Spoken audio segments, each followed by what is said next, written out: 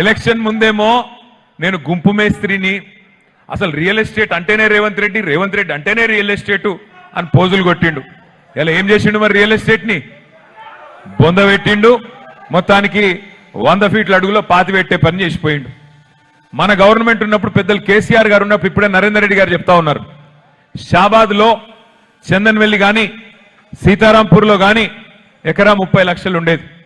కానీ అక్కడ ఇండస్ట్రియల్ పారిశ్రామిక పార్క్ తెచ్చిన తర్వాత అక్కడ ఇవాళ ప్రపంచ ప్రఖ్యాతి కలిగిన కంపెనీలు, ఒక మైక్రోసాఫ్ట్ కావచ్చు, అమెజాన్ కావచ్చు, వెల్స్పన్ కావచ్చు, ఇంకా ఇతర కంపెనీలు తీసుకొచ్చిన తర్వాత ఇవాళ ఎకరం 3 కోట్లకు తక్కువ ఇవాళ షాబాద్లో లేని పరిస్థితి ఆ ఏరియాలో.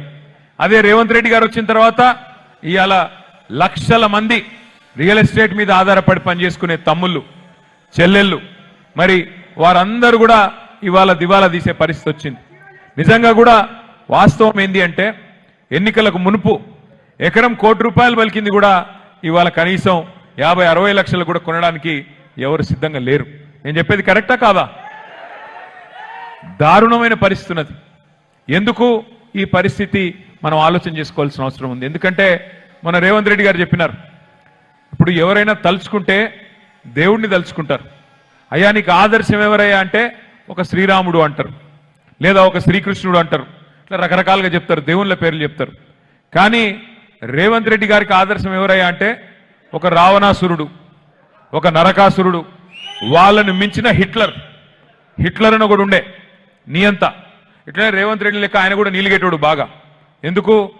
నాకు పవర్ ఉన్నది, నా చేతుల్లోనే మొత్తం ఉన్నది, కాబట్టి నేను ఏదంటే అది చేస్తా అని చెప్పి లక్షల మందిని చంపేసిండు హిట్లర్. అట్లాంటి హిట్లరు రేవంత్ రెడ్డి గారికి ఆదర్శం అంట. ఇండ్లుగులు కొడితే ఆయనకు పైశాచిక ఆనందం కలుగుతున్నదంట, చాలా మంచిగా అనిపిస్తుందంట. అందరు పేదవాళ్ళు గరీబోళ్ళు ఏడుస్తుంటే మంచిగా అనిపిస్తున్నదంట. నేను మిమ్మల్ని ప్రార్థించేది ఒకటే, సరే జరిగింది అయిపోయింది ఓకే, కానీ చేవెళ్లలో మీరు కాంగ్రెస్ పార్టీని నమ్మలేదు.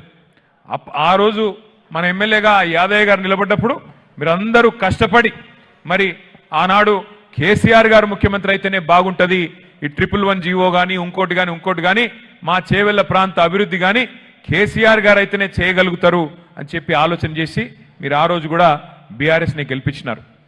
నేను గుంపు మేస్త్రినే, చాలా మంది అవాయిలు చేస్తారు.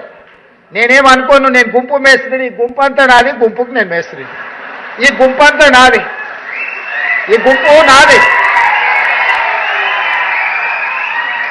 ఈ గుంపే కదా నా బలము, ఈ గుంపే కదా నా ప్రతిష్ట, ఈ గుంపే కదా నా సంక్షేమాన్ని, నా అభివృద్ధిని ప్రజలకు తీసుకెళ్లేది. పేద ప్రజలకు మా ప్రభుత్వానికి వారధులు బ్రిడ్జ్ ఈ గుంపే కదా. అందుకే నేను గుంపు మేస్త్రిని అని చెప్పిన. కొంతమంది గొప్పలు చెప్పుకుంటారు, మేము దొరలమని, మా గడీలు ఉన్నాయని. అట్లాంటి పోకడలు నా దగ్గర ఏం లేవు.